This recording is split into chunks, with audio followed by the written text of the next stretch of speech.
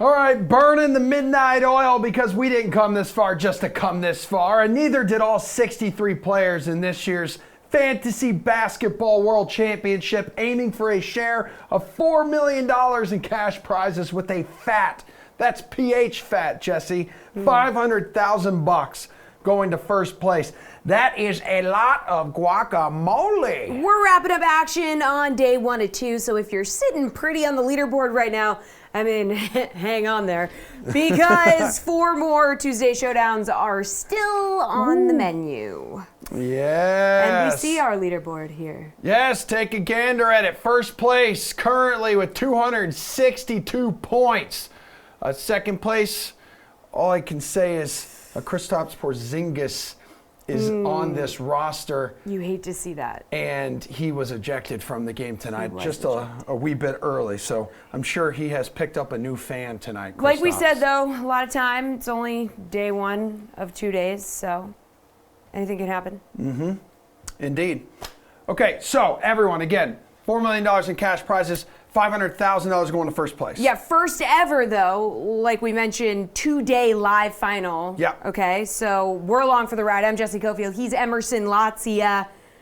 Brendan Glasheen is here, too, though. Yeah, he is. Catching up with many of the competitors, so we'll talk to him a couple times throughout the night. All right, but first, let's go ahead and break down night number 1 here, guys, in the Fantasy Basketball World Championships. This is our panel this evening. DK Live editor Chirag Hira.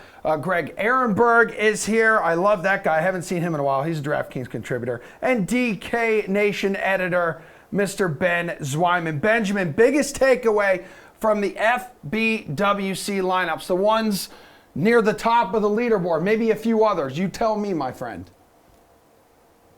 Yeah, I mean, if you look at the top of the leaderboard, I mean, Zion Kress in the 1 spot, he's got Donovan Mitchell at 2% ownership. So really, only 2 lineups were on Donovan Mitchell, 81.25 DraftKings fantasy points. So I mean, just a huge leverage spot early on, and that to me is the biggest takeaway. And I mean, even Jamal Murray at 16% ownership, a little bit surprising that he was that low owned, but I mean, great start for Zion Kress in this contest.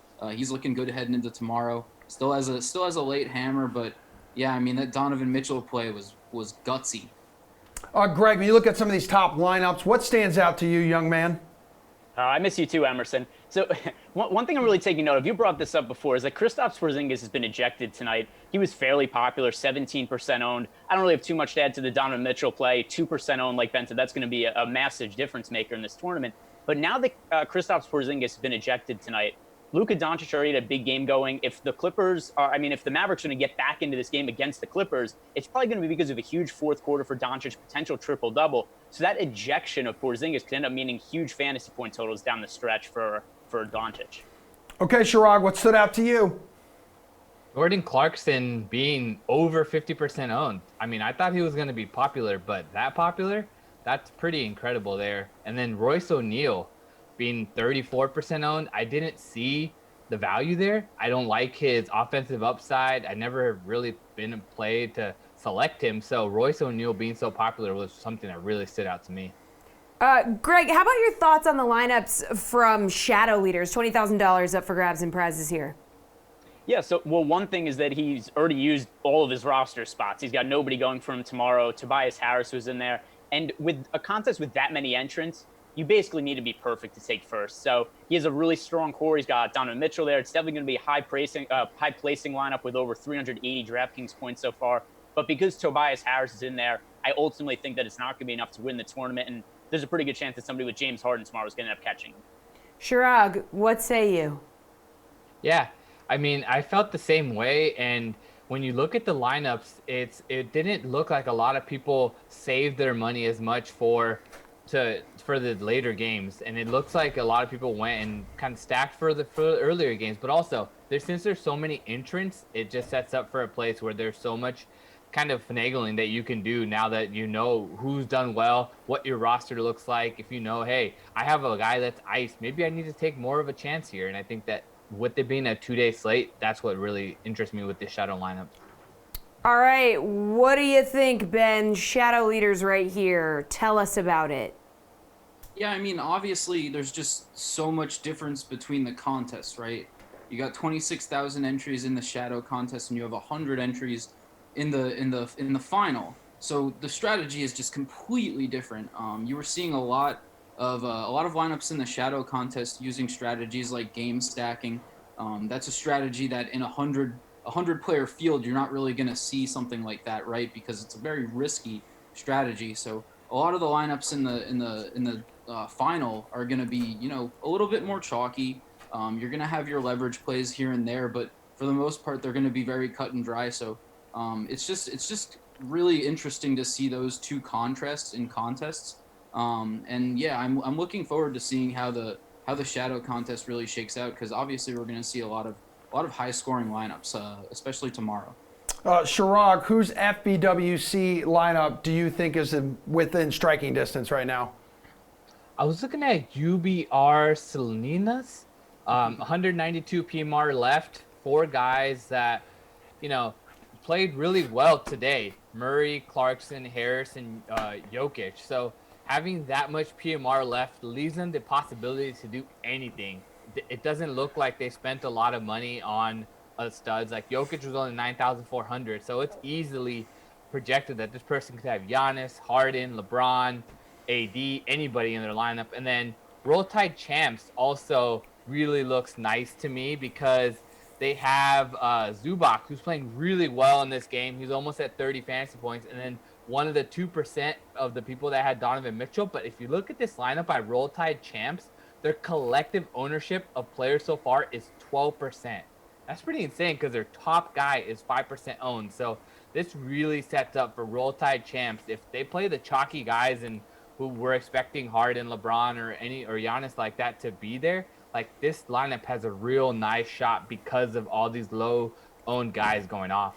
Ben, you see a lineup that sticks out to you that you think could have a nice little shot here? A lineup that tickles your fancy?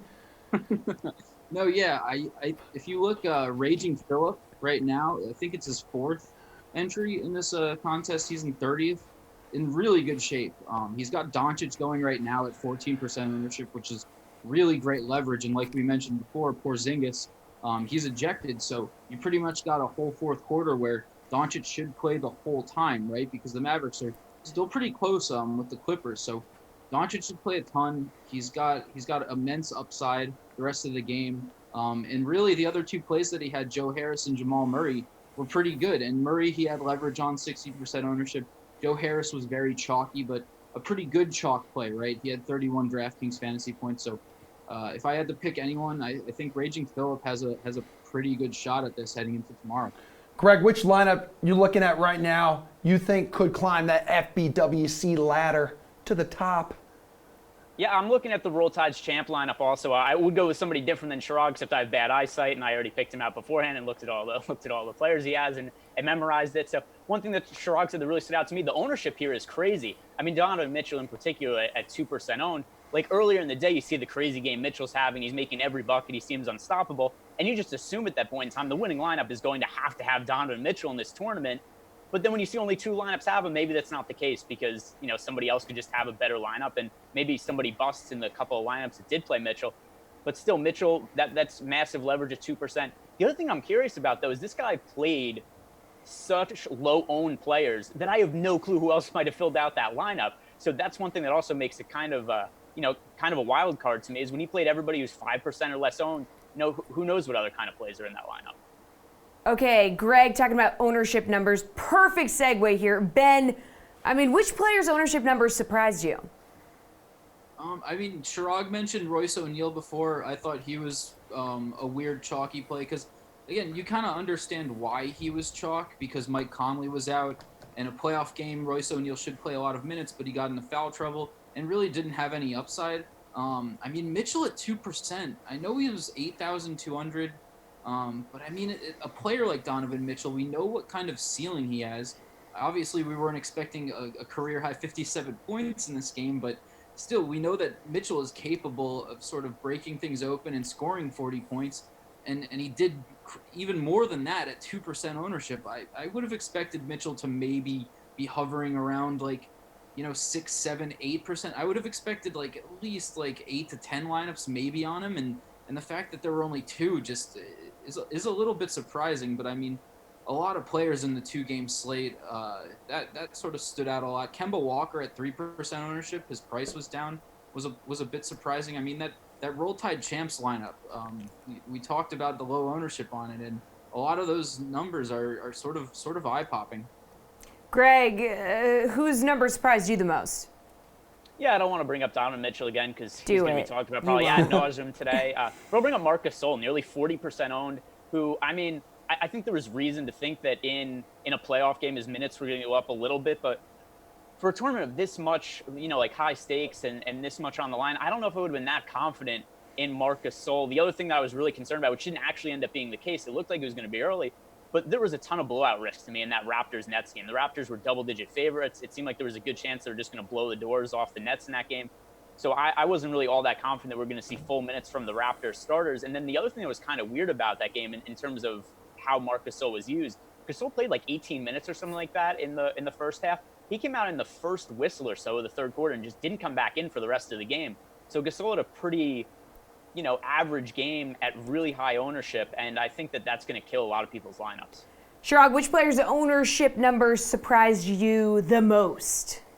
I'm going back to another Raptor, Fred VanVleet at 9%. I mentioned him on the morning show, and I said he was one of those guys in that 6K range that can really go off, and he scored 60 fantasy points. Fred VanVleet, I saw kind of it coming. He's been playing well. It was a really easy matchup, but at 9% owned, it just set up where you didn't even have to use it was a considered value. So I was really surprised at him being 9% owned, but going off for 60, I didn't see that coming.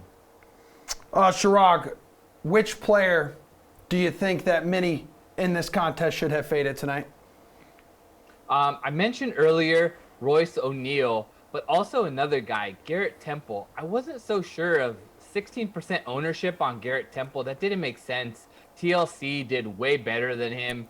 And if you were looking for kind of a Nets blowout bench type of guy, Garrett Temple's a starter or a guy that plays high minutes in competitive games. So I'm not exactly sure why Garrett Temple was as popular as what he was. Like, I've never projected Temple to be a guy that could play and score 30 fantasy points really on a consistent basis. And if there's millions or any amount of money on the line, that's a large sum, and you're going to Garrett Temple at 16%, that didn't make sense. And then another guy, I didn't like Kristaps Porzingis. Yes, his ejection was kind of like fluky, but at the same time at 8,600, that didn't make sense either because you had Donovan Mitchell right there. Like, Mike Conley was ruled out because of the birth of his child. Like, that was already a given. If you're going to spend that much money in a guy like Donovan Mitchell, was much more obvious than Kristaps Porzingis to me.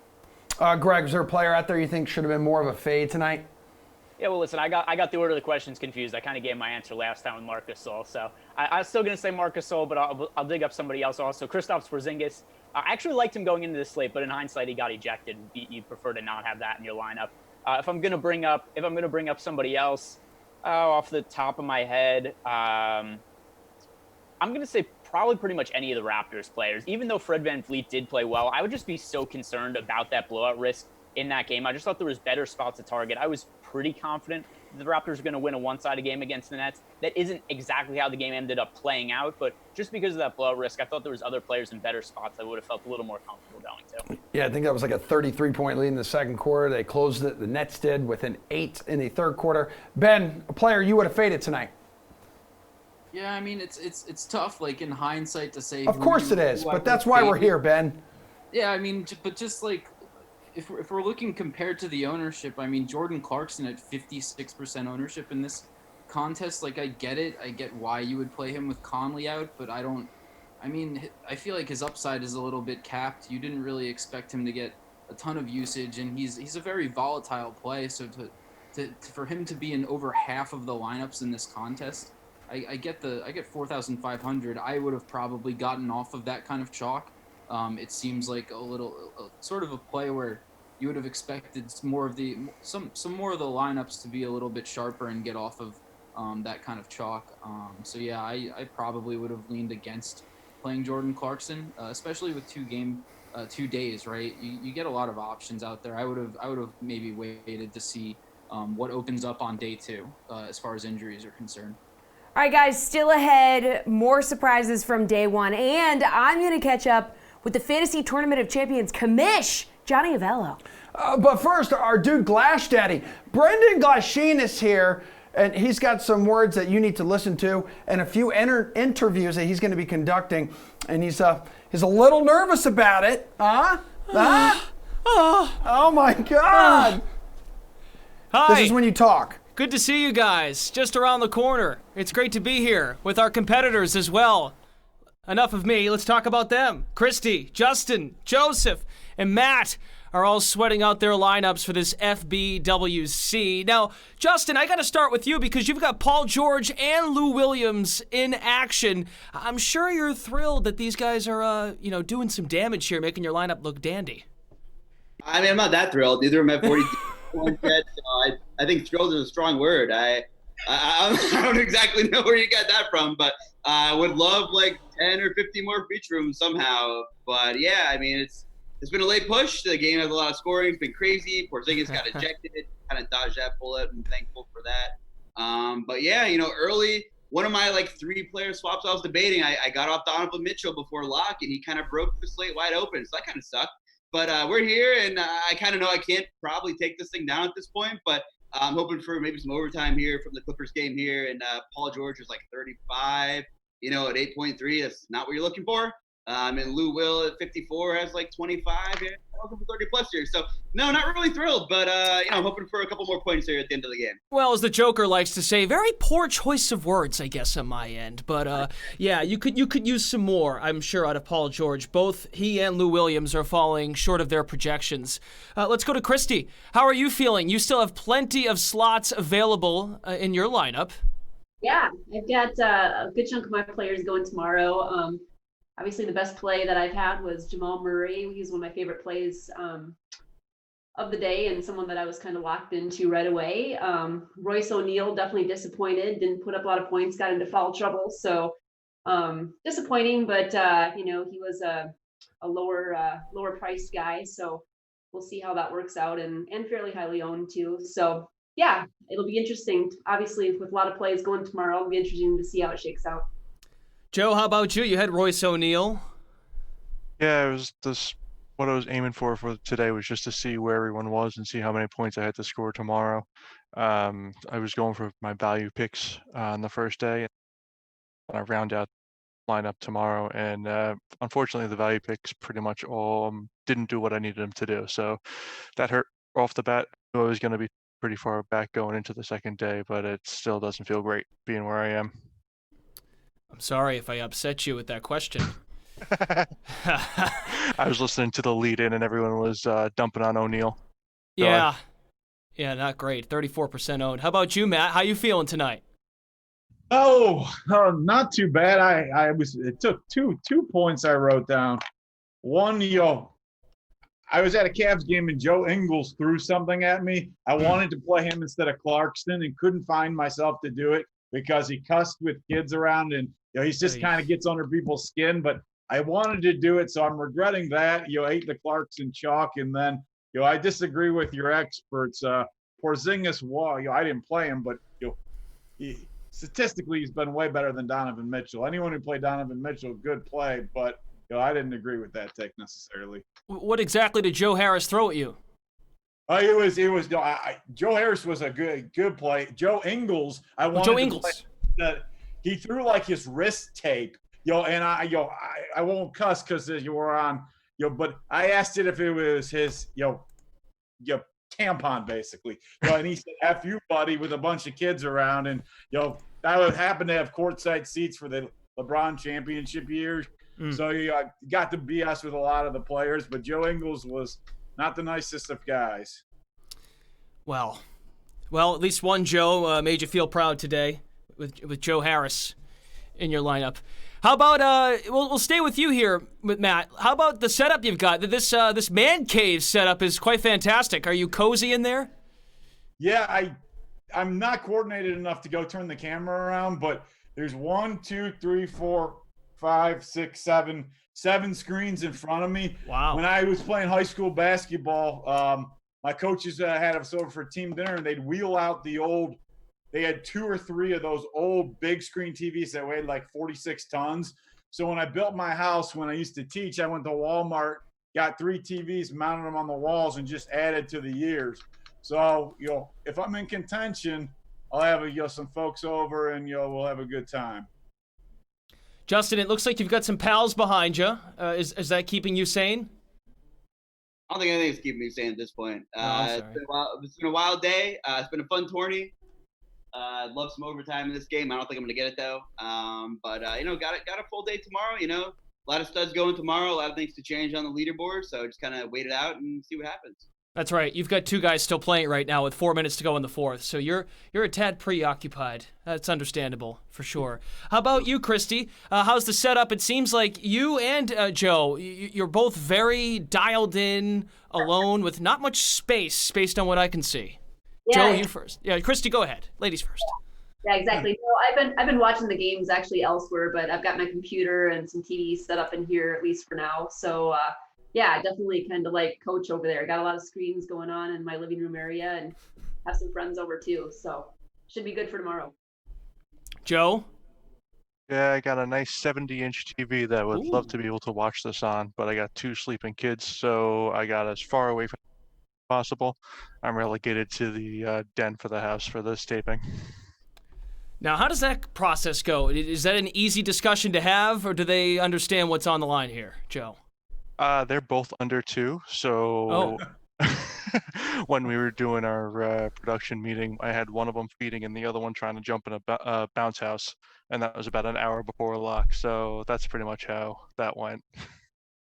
So are you guys, when you're watching, do you have just the contest page up to the side? Or are you trying to avoid the contest page and focus solely on the games, whether you're watching on an iPad, your 70-inch TVs, your 7 screens in some cases? How often are you checking the leaderboard? Whoever wants to jump on this question, go for it.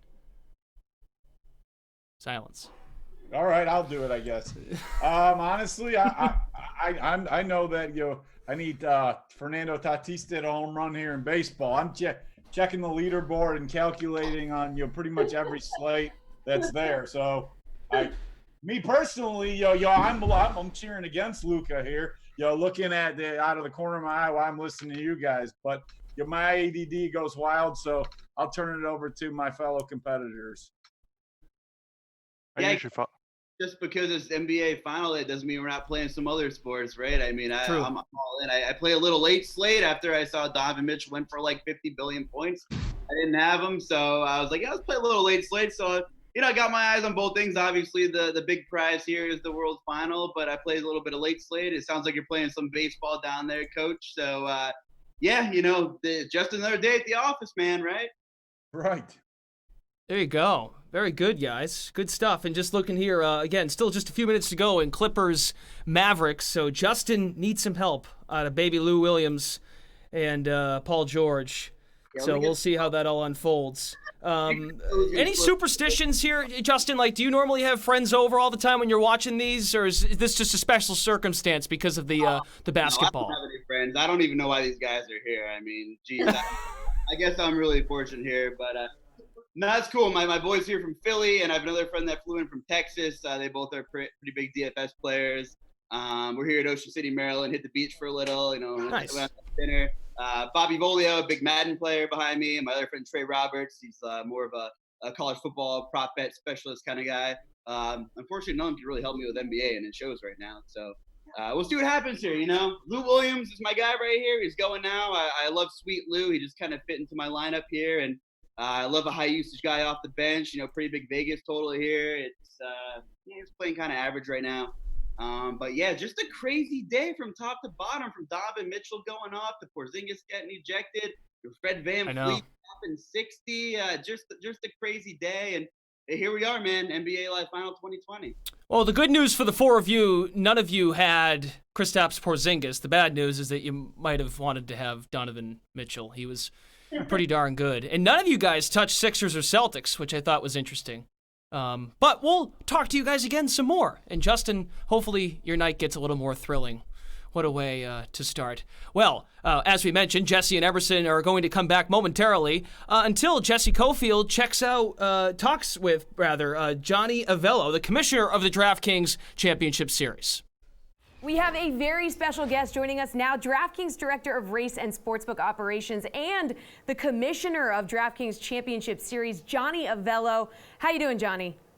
Doing great, Jess. How are you? Very good. So our Fantasy Basketball World Championship is part of this bigger Tournament of Champions. So can you just kind of break down exactly how that Tournament of Champions works? Sure. During the course of the year, there are multiple DFS events, which include basketball, baseball, football, golf, and esports.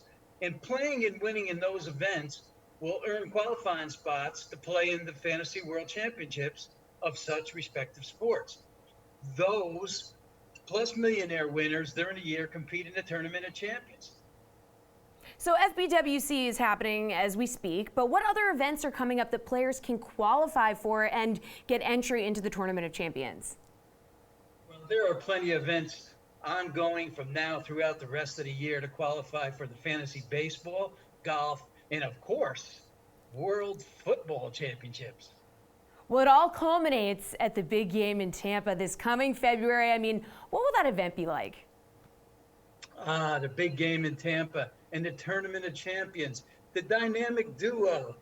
Only one team can be crowned the big game champion, Jess, and only one of our contestants will be crowned the Tournament of Champions winner.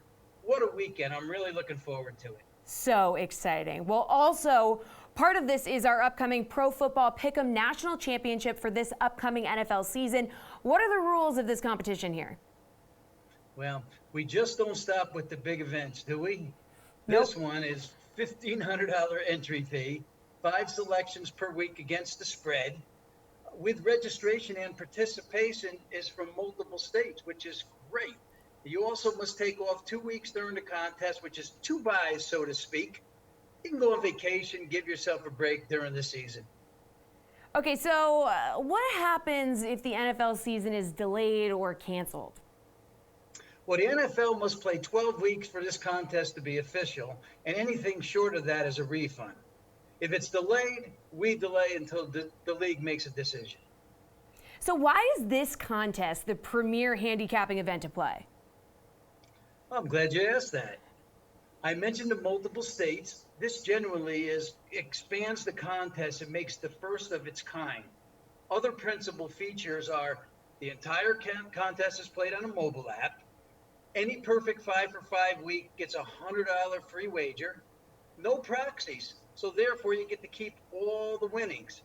And you can put your selections in at different intervals. They don't all need to be submitted at the same time. And, oh yes, a guaranteed $1 million top prize to the winner. Okay, Johnny, I mean, you've been around like a lot of big winners here. What kind of bragging rights do you think it gives a competitor if they're crowned the king of daily fantasy sports and sports betting by winning our Tournament of Champions? I think it's massive bragging rights. How about this? The most knowledgeable sports specialist in the world. Thank you so much, Johnny Avello, for making the time. Now, Emerson, we will send it back to you. Jessie, that was absolutely phenomenal. Now we're going to allow our panel to have their shot at being phenomenal. So DK Live editor Chirag Hira, DK Nation editor Mr. Benjamin Zwyman, and DK contributor Mr. Greg Eherenberg. So we're talking biggest surprises of the championship so far. Who performed well at low ownership? Greg, we'll start with you and start us in the position of guard, please. Yeah, I mean, I'd like to not say Donovan Mitchell. I'd like to be a little bit more unique than that. I'd like to have something more interesting to say. But it has to be Donovan Mitchell. He scored 81 DK fantasy points today, by far the most of anybody on the slate. He was only 2% owned. Fairly reasonable price. He was maybe a little bit expensive. But still, if we look at how that game played out, ended up going to overtime. There was no Mike Conley in there. They ended up not starting Jordan Clarkson. They started Juwan Morgan instead. There was so much usage available. Donovan Mitchell took all of those shots, and the Jazz were basically dead in this game. It wasn't for his scoring. He scored 57 points, the most ever in a playoff game since 1986 when Michael Jordan scored 63 points in a playoff game. So it has to be Donovan Mitchell. I don't really care who else you go with. Stat Masterson over here, buddy. Chirag, who performed well at low ownership there at guard? You muted, Chirag. Chirag, You're muted. Love you're doing it again. No, that wasn't me this time. No, It was you. no, it's all good. We'll definitely blame me, but go ahead. Yeah, so my call was Fred VanVleet. 9% ownership. He got a double-double, picked up a couple steals, 8 3-pointers made, 60 fantasy points. Yeah, the Nets aren't a good defense, but 9% ownership for a guy that was 6,500, I think that was way too crazy out there. Benjamin, talk to me here, dude. Yeah, I mean, Jingling Joe Ingles, he was only 7% owned. A little bit surprising, especially considering Mike Conley was out, because usually when Conley's out, we see Joe Ingles handle the ball a lot more, and that's sort of what happened, right? He had 6 assists, 19 points, 37.25 DraftKings fantasy points at 7% ownership. So not a ton of lineups were on him. A great leverage play at 4,900. So yeah, I mean, Jingling Joe really came through. Who surprised you the most and had some low ownership at forward, Chirag? At forward, it was Jaylen Brown. You know, he dropped a 50-burger and was the second best player on this team. Gordon Hayward injured his ankle in the fourth quarter, and it wasn't like that was the reason why Jaylen Brown went off. He was playing well. He was being downtown Jaylen Brown for the entire game, and I think that was really one of those surprise guys at the forward position. He was one of those also, a little bit over $7,000. So if you're playing a balanced lineup, that's the direction you're looking at, but the stars and scrubs approach kind of faded him. Yeah, 15 of his 29 points, I think, in the fourth quarter. Ben, what say you at forward, my man? Yeah, I mean, we can go to this game that's still going on right here, Clippers Mavericks. I mean, Kawhi Leonard only 2% owned in the championship in the final, so really surprised. I mean, maybe not too surprising because there's so many studs to pick from, but again, you're getting so much leverage on a guy like Kawhi, who we're seeing, you know, up towards 55 DraftKings fantasy points. He's got a double-double, 25 and 11. We kind of knew Montrezl Harrell wasn't going to play a ton in this game. And Zubac not really like as reliable down low, so Kawhi really came through. And in the playoffs, you know he's going to get his. You know he's going to play a ton of minutes. You know he's going to be involved. He's got 3 steals. You know he's going to be active on defense. So 2% ownership in a really, really good matchup against the Mavericks. I think he was a little overlooked. Kawhi, what it do, baby? Greg, biggest surprise at forward there with low ownership. Yeah, how about Chirag going with Jaylen Brown, who doesn't even have forward eligibility, shooting guard only? That's a little bit of a surprise, taking somebody not at the position and just cheating, because I thought this was pretty hard to pick. I thought most of the forwards ended up performing, you know, about as well as we expected. So Chirag just cheats. He goes, how about a shooting guard? That's not how the game works. You can't do that. Ooh, I love this show tonight. You guys are performing. So let's see. I guess looking down, I don't even know if he had any ownership, but Timothy Luau-Cabarrot at only 4,000. He scored 1 million points off the bench against the Raptors today. Really the only reason the Nets were even in the game. The Nets got down by 33. TLC came in the game and just hit 3 after 3 after 3. Scores almost 30 points, 40 DK points, and only 4,000. So to me, that was the biggest surprise, because I don't think any of us expected anything from him, especially with the Nets finally healthy. When the Nets were resting, you know, there's reason to think TLC was going to play bigger minutes, but I didn't expect anything from him today. Benjamin, biggest surprise at center. Center? Yeah, I mean, they're the big guys. They're real beefy. Oh, the big beef. Like this, bro. Okay. Yeah, I mean, it's hard to pick out because center, you know, obviously Porzingis was, you know, the trendy center play from today, and Marc Gasol at 34% ownership. So not too many surprises there. I mean, if we go to the scoreboard, I guess no one was really on Rudy Gobert. And he had a pretty okay game, so I guess I'm a little surprised that lineups weren't too, you know, crazy on Gobert. Again, very low. Like, I don't even know if he had any ownership. TLC didn't have any ownership, so a lot of these like plays sort of ended up going like 0% ownership. Joel Embiid was pretty low owned. He ended up having a decent game, but the Sixers really didn't know what to do with him because they don't have anyone who can ball handle with Ben Simmons out. So yeah, I mean, those are kind of the two guys that would stand out to me, but not much at center. I think we're going to see a lot of good center plays tomorrow on tomorrow's slate. All right, Greg, does the center stand out to you? Can you give me one? Yeah, I think this is another guy who probably had 0% ownership. I didn't see him in any lineups, but Serge Ibaka. And the reason that I'm going to say he's significant here is because Marc Gasol had so much ownership, one of the highest owned players on this slate, nearly 40% owned. The reason that he kind of busted was because the Raptors ended up going with Serge Ibaka at center for most of the second half. So what ended up happening was Serge Ibaka took most of those minutes, scored 37 DK fantasy points. Now, if somebody knew what the ownership was in this contest, maybe they would have pivoted off Marc Gasol and gone to Serge Ibaka, because if Gasol bombed, it was probably going to be because Serge Ibaka played well and took most of those center minutes. That's kind of what ended up happening. So Serge Ibaka playing a big game off the bench was certainly not something I expected to happen. Okay, Chirag, bring us home, baby. A center. There weren't too many surprises, but Nikola Jokic at 8% owned was somewhat surprising. I thought he would be much more popular than that. We had him on the early show. Julian and Nick were both on Jokic. I thought there was definitely consideration. He wasn't too expensive. So at 8% ownership, scoring over 50 fantasy points, I think that was the reason why I was a little bit surprised there, but it just makes sense. It looks like everybody went with the stars and scrubs approach, and if you went with that approach, you didn't really have a chance to fit in a 9K guy. Gentlemen, you are all doing phenomenal right now. We're going to look ahead to day 2 of the Fantasy Basketball World Championship. Okay, but first let's go ahead and let's go to Brendan Glasheen. I thought someone was telling me something. Brendan Glasheen, would you like to talk? Emerson, thank you very much. Just chit-chatting here with the qualifiers while you and Jessie do a fantastic job and ask the questions to our panel. Qualifiers, our competitors, I should say, are really not pleased with these garbage points that Luka Doncic just keeps getting as this fourth quarter wraps up between the Clippers and the Mavericks, day 1 of round 1, game 1s. Matt, you were not too thrilled a moment ago. We were just chit-chatting about Luka.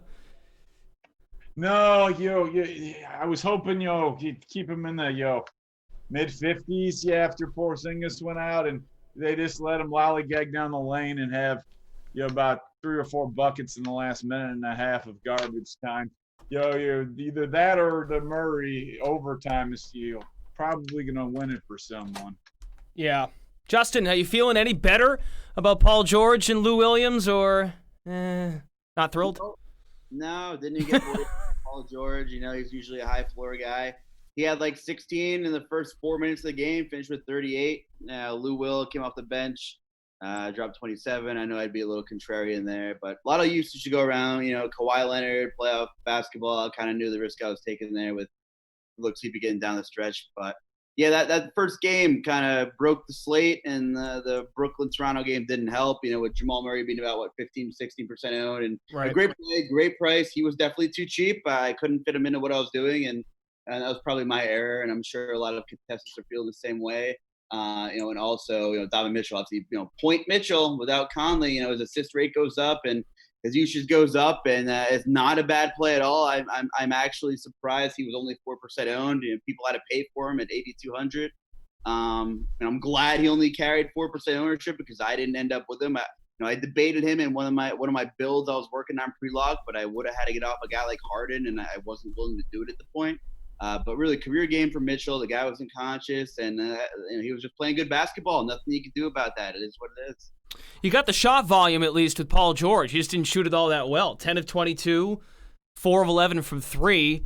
I think at one point he was 5 of 15. So, and you brought up Jamal Murray. Christy, great play on your end, and you even said it to us before we came back. You were pretty surprised, only 16% owned. What went into your thinking of playing Jamal Murray and the spot he had?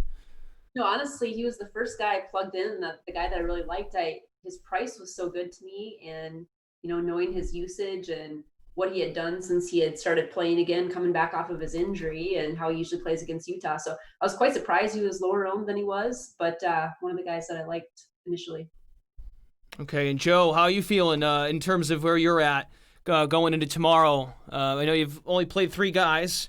We've talked Joe Harris a bit, because Saul was could have been better for you. But how do you feel now that this first day of round 1 games are in the books? I was going into the night looking for about 90 points between the 3 of them. I didn't care how it got there, but as long as I got 90 between those 3, I figured I'd be able to be in a good spot to at least climb the leaderboard. Didn't get there. I gotta relook and see if I can find those points somewhere else, but the best, see what we can do. I played the plays that I really wanted value this the first day, and then give me some money to make up the difference on the next day, and that's what I have. So that's what I'm gonna spend the night doing. All right. Well, you ended up at 64 points, and hopefully you get some players to boom tomorrow. So thanks for you guys stopping by. We'll send it back over to Emerson and Jessie in the studio. Emerson, I'm here. Thank you for joining us very much, sir. Dedicated to getting you guys ready for tomorrow. That is day 2 of the Fantasy Basketball World Championship. And by we, I do, of course, mean our panel. DK Live editor Chirag Hira, DK Nation editor Ben Zweiman, and DraftKings contributor Greg Eherenberg. The gang's all here. All right, so like you said, we're looking ahead to tomorrow, specifically which guys could break the slate at each position. A stud who could go off, if you will. So start me at guard. Chirag, talk to me. It's the bearded one. It's James Harden. It's the bearded one for me. Continue. Honestly, he's going to come out here and be super fired up to drop 70 fantasy points on the Thunder. He has realistic double-double upside if the guys are hitting the threes when he passes it to them, with triple-double upside in this game. I think it just makes way too much sense. He's going to break the slate, and it's what we've all been waiting for. Oh, Ben, have you been waiting for it too? Yeah, I mean, James Harden is the easy way to go on this slate on day 2, but I'm gonna look on the other side. Let's look at Chris Paul a little bit at 7,700. Obviously, big savings there, right? He's $4,000 cheaper than James Harden. I think he's got just as much upside. We know that Chris Paul is going to be motivated in this game, right? He doesn't forget that the Rockets shipped him off to OKC for Russell Westbrook, who isn't playing in this game. So yeah, I don't mind paying down a little bit for Chris Paul. I think, Harden's going to be very chalky. Obviously, you have Dame up there, but Dame's price is absolutely insane. And obviously, you have LeBron James in the playoffs. So, those are going to be the chalky plays. But I think CP3 is sort of a sneaky play on day 2. Greg, give me a guard who is going to smash, annihilate, destroy the slate tomorrow. Yeah, so Chirag's right, Ben's wrong. It's got to be James Harden here. And more reason than anything else is that Russell Westbrook's out. And we've got the Russell Westbrook, which I could talk about this situation forever because it's totally ridiculous. He was playing with a leg injury in a meaningless game. He skipped a couple of games. The Rockets brought him back too soon. He ends up re-aggravating the injury. And now he's out for maybe the entire first round of the playoffs. Really puts the Rockets at a disadvantage. For us, for fantasy, though, this is a terrific situation because now we get James Harden, who's going to have to play 40-plus minutes for the Rockets to win. He's going to get all the usage in the world. If we look at his numbers this year with Russell Westbrook off the court, nearly a 40% usage rating, scores about 66 DraftKings points per 36 minutes. So if I'm assuming that he's going to play 40-plus minutes, I would almost be surprised if Harden doesn't score 70 or more DraftKings points tomorrow. Okay, who is going to break the slate at forward, Ben? Maybe you'll get this one right, apparently. I don't know. Yeah, Ben! No chance. Oh, yeah, okay. Like it's so difficult to pick James Harden with Russell Westbrook Oh! outside. I like going with that pick. Fight. Let's go! Fight. Listen, the goal isn't to be. It's not. I'm not trying to be easy about it. Not trying to be hard. I'm just trying to be right, Ben. Ooh, I like that. 100%, I'm okay that's what we're being here wrong. for. I'm wrong a lot of the times. I'm perfectly fine being wrong. I'm not going to be wrong here, though, because it's Anthony Davis. That's who you're playing at power forward. No, what? Oh, I'm wrong again? 10,400. Really low price for Davis, I feel like, in this spot. I mean, the Lakers' offense wasn't very good in the seeding rounds, but the only constant was that Anthony Davis was carrying them for the most part. And, I mean, he should be rested and ready to go, and Zach Collins is out for the Blazers, so the front court's pretty thin. And I remember, Greg, if we go back on Twitter, I believe you tweeted before that Carmelo Anthony might be guarding Anthony Davis quite a bit in this game. I think that's a favorable spot. So, yeah, I'm going to go with Anthony Davis at forward. Okay, so Greg, is that right?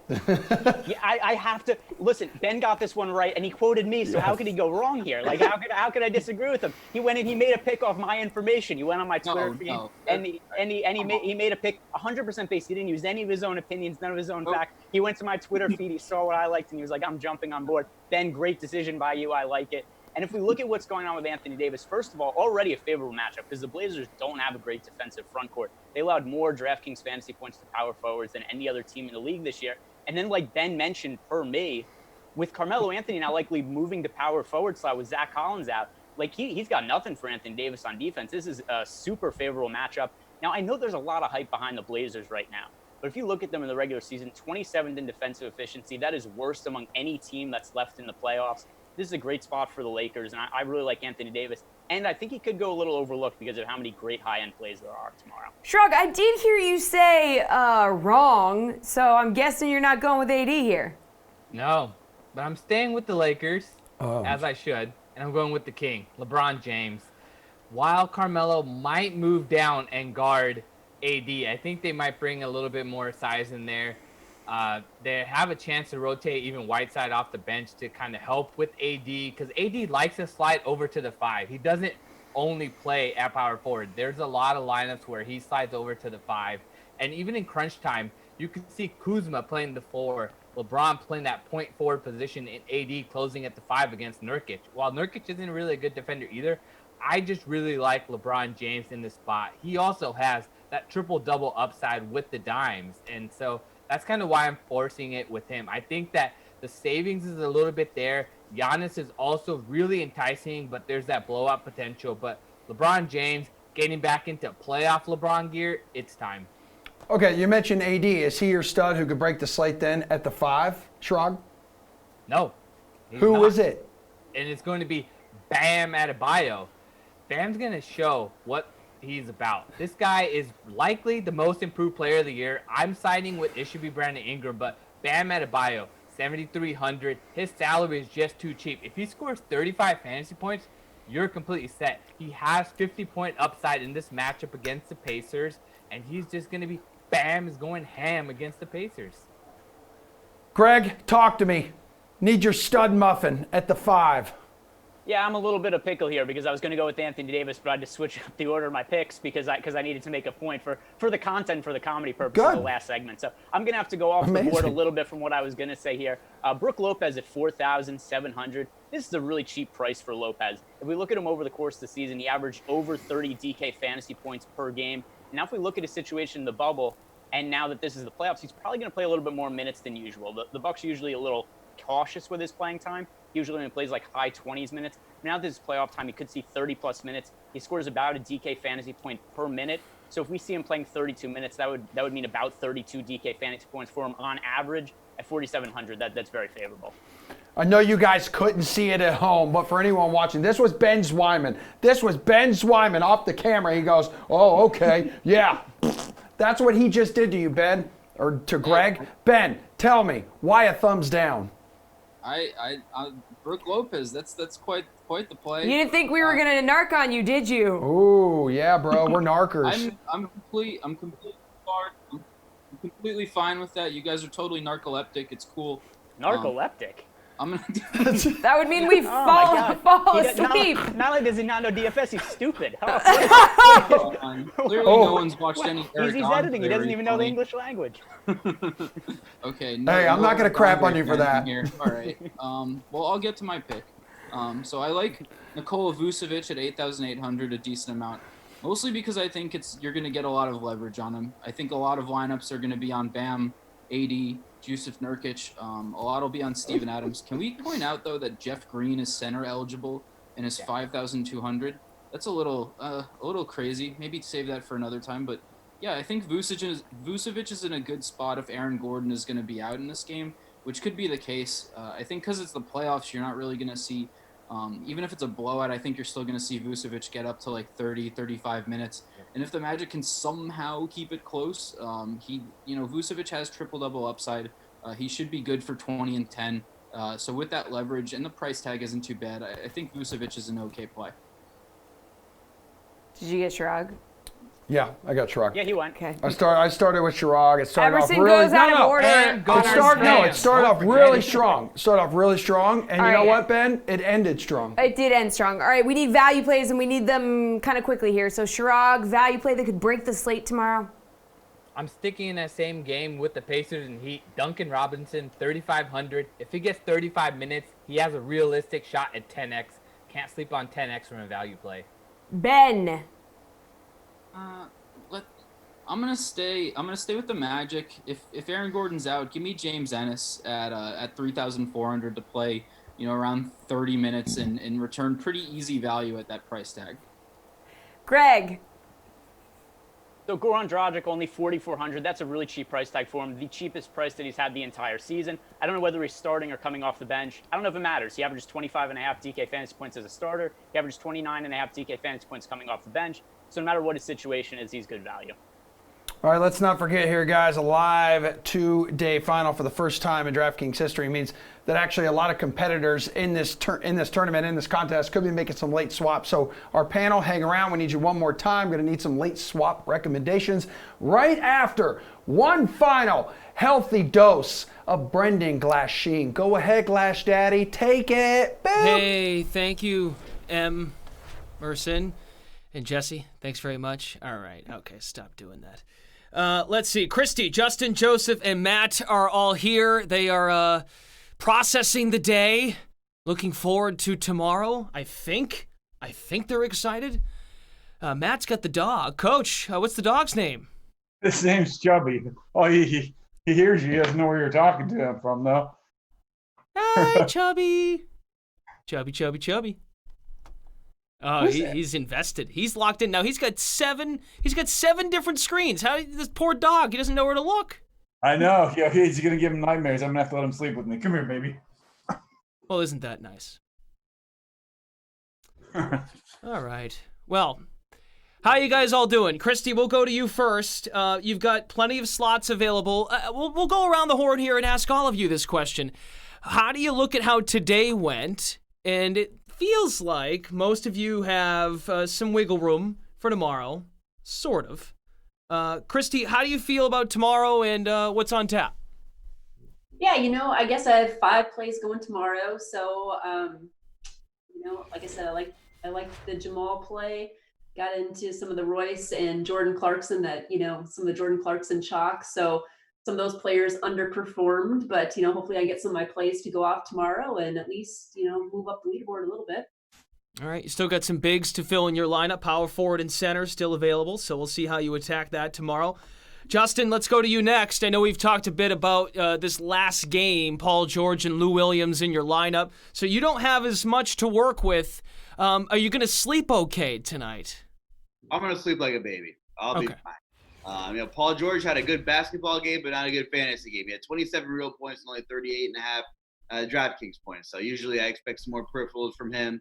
But it is what it is. I played him for his high floor. He gave me kind of a basement game, but that's okay. And moving into tomorrow, I got a couple of 4 slots left. So I got to check out the leaderboard, do a little bit of analysis, and see maybe if I want to go a little more stars and scrubs or something like that. Coach, how much is Chubby tomorrow? I might need a min-price guard. I don't know if he's available. Yeah. You know what? You can borrow him for a week if you split the purse with me. Oh, we can talk. He might play better than Royce O'Neal. So if he gets 14 points on me, can you get a couple of rebounds for me? I would have played him over Royce O'Neal. So I play your dog over Royce O'Neal. He was garbage today. Hey, so Joe, it feels like you've yet to play a stud. Now, Jamal Murray, as Christy said, she was pleasantly surprised. He was only 16% owned. We just heard from Justin, who played Paul George and also got in on Lou Williams, and Marcus Saul was also someone he considered. Joe, how do you feel about what you have going tomorrow? And you've yet to play a real considerable talent.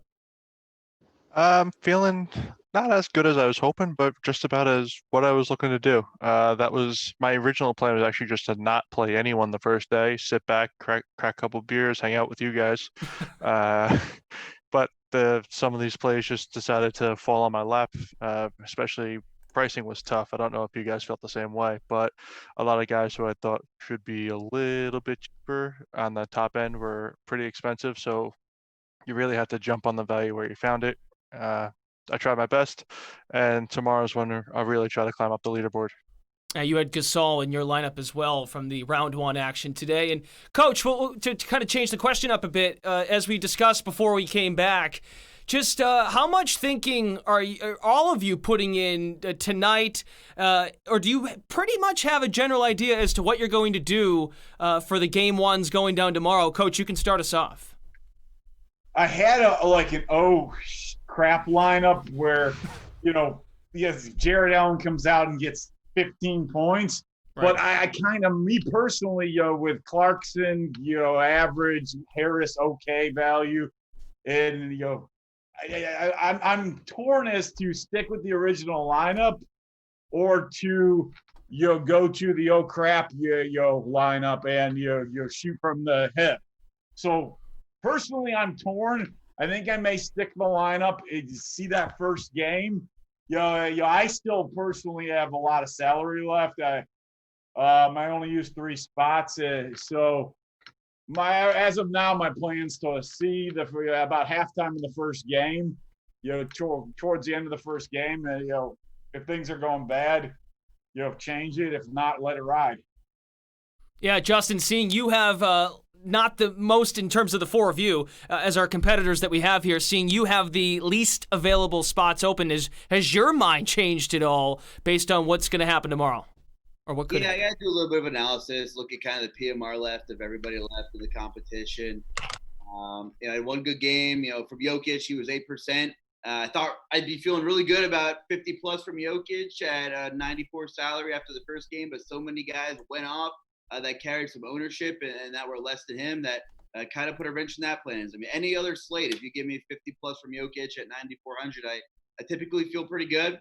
But we've seen a lot of crazy stuff happen today. So I'm not feeling as good as I typically would with 50 plus from Jokic. So he was one of my big plays, and he was pretty good, and it's really not his fault, and it's really not my last choice there, but it's kind of everyone else. I mean, Donovan Mitchell, with Jamal Murray, great play there. Definitely considered him in the playing pool, but especially when you're pinned to one lineup, didn't have the luxury of having another one, or maybe I would have felt a little bit more comfortable stacking that first game. But I might make some adjustments moving forward. Okay, Joe, now I mentioned to you a moment ago, you still have a lot of wiggle room to make with your lineup, and same goes for Coach, as we just discussed. But Joe, is your mind basically made up? You did say you'd hope to get 90 or so points out of the 3 players you played tonight. That did not happen, so does that cause you to think maybe make a change or two? It does. I've been debating it since the second game pretty much because I knew I didn't have any players going in the next 2 today. And I'm terrible. I'll be the first one to admit it. I'm terrible at taking ownership. I didn't think Joe Harris was going to go nearly as highly owned. I didn't want to click on him just because Toronto blowouts, all that other fun stuff, and I just wasn't really feeling it. But it seemed like a decent enough play. I thought he would be lower owned. So I can't really trust my gut on who's going to be lower owned, who's going to be a good tournament option. So I'm going to play who I think is going to get me to where I need to be, and then if someone else plays them, it is what it is. But that's the way I'm going to have to go about it for tomorrow. All right, and we'll wrap this up and we'll go around the horn. Christy, which game are you looking forward to most tomorrow? Again, we've got 4 on tap for more round 1 action, so we'll go around. We'll start with Christy. Which game are you looking forward to the most? I'm probably looking forward to, a couple of them. I mean, I think the Houston OKC game is going to be fun to see what that one looks like. But then even the last game of the night with Portland and the Lakers, it'll be interesting to see what ownership looks like there. You have a lot of superstars going at that game. Sure. And so I'm looking forward to those 2 games, I guess. Yeah, no Russ for Houston and Damian Lillard and the Blazers just coming off a crazy game on Saturday. They've played a ton of crazy, high-intensity games. How about you, Joe? How you feeling about tomorrow, and which game in particular are you looking forward to the most? Oh, I love a late game hammer. So I'm really looking forward to that game. I'd much rather be 10th, aiming for first with some guys going, than first hoping that no one catches me. Not saying I'm going to do either one of those 2 things. I'm just saying that if I had a choice, that's the way I prefer to do these things.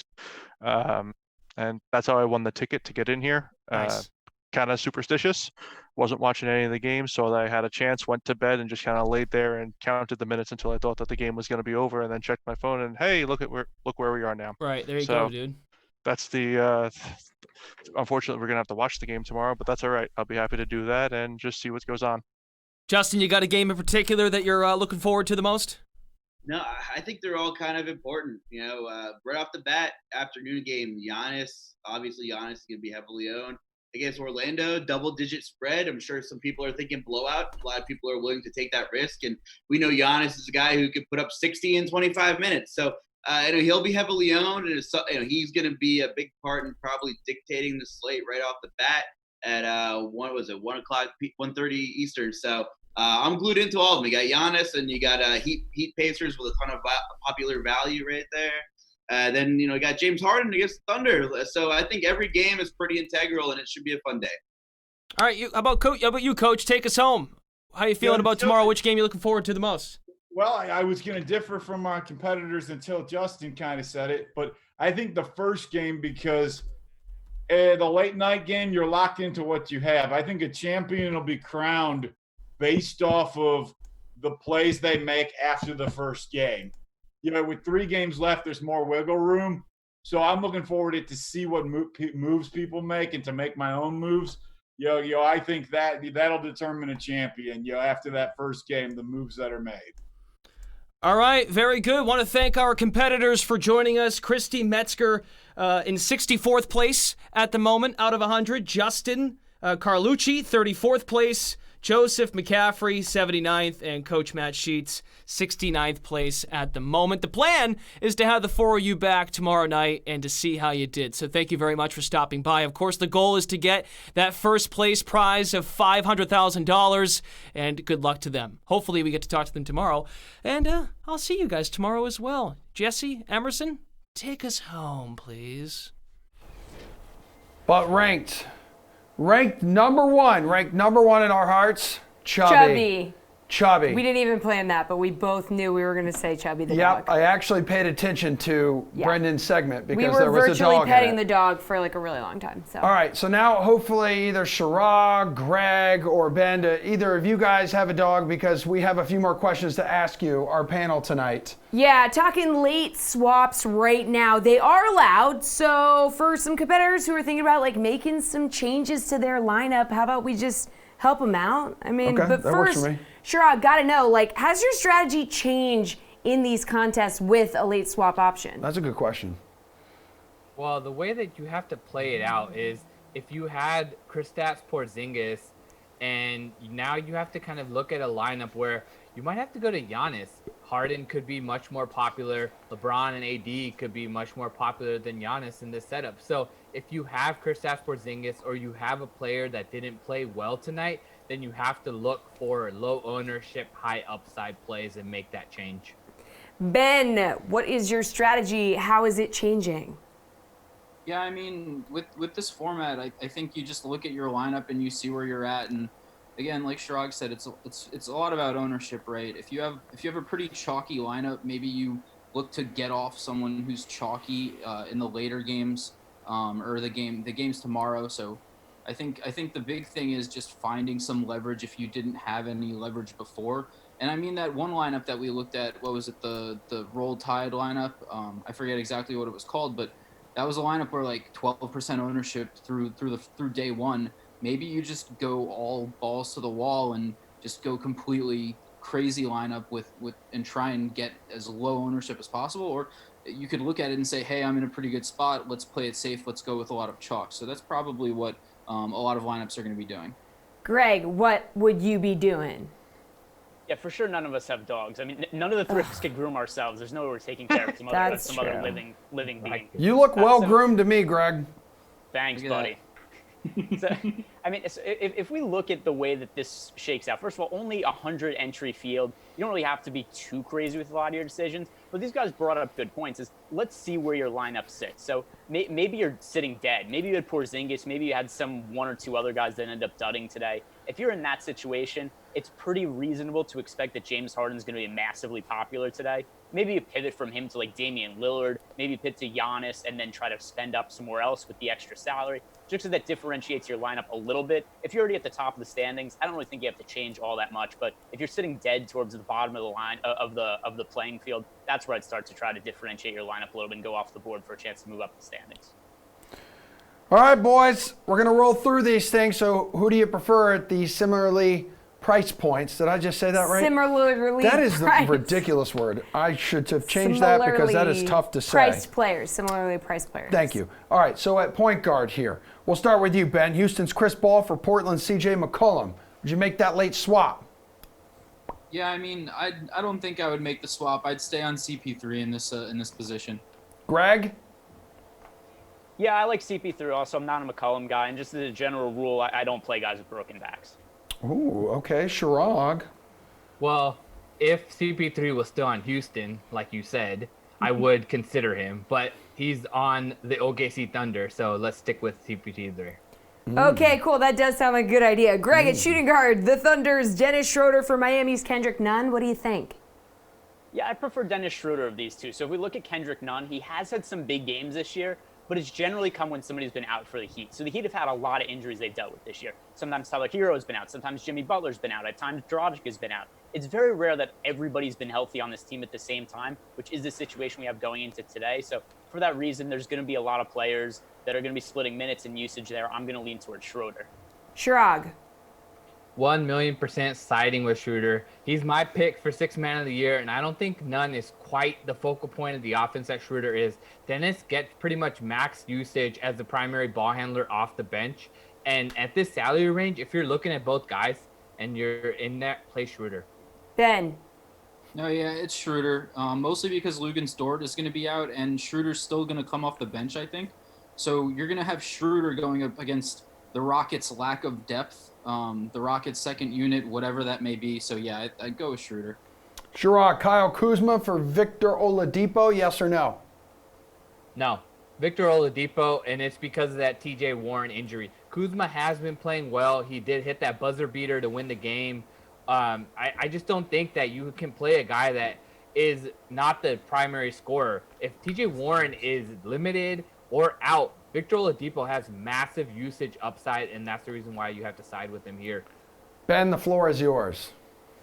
Yeah, I think if TJ Warren is out, I definitely look at Oladipo. If TJ Warren's going to play, Kuzma isn't a bad idea, mostly because Portland has a very poor interior defense outside of Jusuf Nurkic.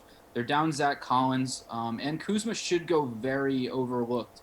And the Lakers really don't have many offensive options outside of LeBron and AD. So I could see Kuzma being an okay pivot, okay kind of leverage play. But I mean, it's risky. So Oladipo's the safer play. Kuzma for Oladipo, question mark. Greg. No, it's got to be Oladipo. And this would have been such a ridiculous question a year ago if you just think about these two players. And the other thing, too, if you look at Oladipo over the course of the season, right, they've kind of been ramping him up for the playoffs. He was starting to play normal minutes towards the end of the bubble season. Now he's in the playoffs. He's going to be playing 30-plus minutes. TJ Warren could potentially be out, giving him extra usage. You know, Oladipo was a guy who was like almost 10,000 a year ago when he was healthy. So just considering that, I think Oladipo is just such a better player and fantasy producer than Kuzma is. Gallinari for Melo. You making that swap, Ben? Nah, I'll stay on Gallo. Like I said, Lugens Dort's going to be out for the Thunder, so I think there will be more minutes for guys in a starting lineup. The Rockets really don't have a lot of size. I think the Thunder are in a pretty good spot, especially considering the Rockets play up in pace. So the Thunder should have a decent amount of points in this game. Melo, not really crazy about him. He could get into foul trouble having to guard guys like AD all game. Greg, talk to me. Yeah, so I think the other thing to think about here with what players are we talking about again? Oh yeah, Gallinari. So Gallinari, I had a thought and then it just disappeared. It went away. It happens to me all the time. Yeah, I know. I can tell. So if we look at Gallinari, his price is really far down because towards the end of the bubble, what ended up happening was the Thunder didn't have anything to play for. Gallinari has a pretty long injury history, and they just didn't want to give him any minutes. They didn't want to risk that. So Gallinari was only playing like 20 minutes per game. And basically over the entire course of the season, he was always a guy who was priced in the 6,000 range, scores right around 30 fantasy points every game. And his price just went down because of how limited his minutes were towards the end of the regular season. And that's not going to be the case now to the playoffs. He's going to be playing full minutes, and his production should go way up. Chirag, Gallinari for Melo. Gallinari, you have to look at the rooster. It just makes too much sense. Melo has to focus on guarding either LeBron or AD. They might even switch him off to Kuzma to save it a little bit. But with Gallinari having that three-point upside, all he has to do is defend the threes. The Rockets are not really big on the interior, and he plays the four. So Gallinari not having to spend a lot of energy on defense, coming back, being able to attack on offense, he has a higher upside here. Nurkic for Vucevic at center. Greg, you going to make that swap? Yeah, so I'm going to say this. I don't like either of them for tomorrow. If we just look at this slate and how many good high-priced options there are, you know, we've got James Harden, we've got Giannis, there's LeBron, Anthony Davis. I don't want to spend my salary on a guy like Nurkic or Vucevic when there's other guys I could pay up for. So I'm not going to go with either of them. This is the last time I'm going to talk, so just some closing thoughts here. Emerson, I miss you too. I hope that you're enjoying your cereal and A.J. Dillon's quads. I certainly am. Chirag, would you like to answer the question? Thanks, Greg. With Zach Collins out, I would prefer Yusuf Nurkic. But as the point Greg made, like, you have to kind of look at a stars and scrubs lineup. That gives you the most upside here. Yusuf Nurkic, yeah, I mean, he went off in that playoff game, in the last game to get into the playoffs against the Nets from the bubble. But, you know, that was kind of a situation that was a perfect storm. The Nets really struggled against the centers, and then his grandma had passed away. So it was kind of a dedicated game. They needed that win to get into the playoffs. It was a perfect storm for Yusuf Nurkic, and I don't think that while he can do it again, I don't think the upside is there for him to score 60 fantasy points and really break the slate. And Nikola Vucevic, the Bucks, man, they got Brook Lopez in there. They got Robin Lopez. They have size. They have the ability to stop Vucevic. And I just think that blow-up potential there also makes him not a strong player. Ben, you are up.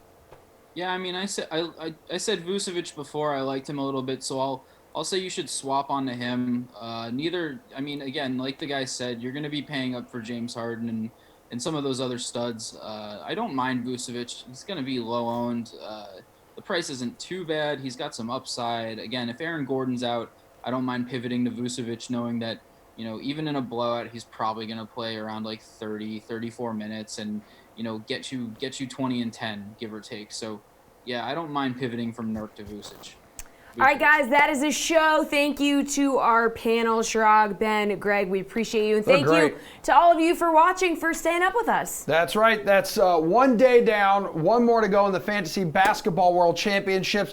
We're going to be back tomorrow night to crown a champion. A champion's going to be taking home $500,000. We're going to be making it rain. We will be back here live during the fourth quarter of the final game on this championship slate. That'll be Portland and LA. So join us again here on Twitch or YouTube. We love you guys. Peace out. See you tomorrow or later today.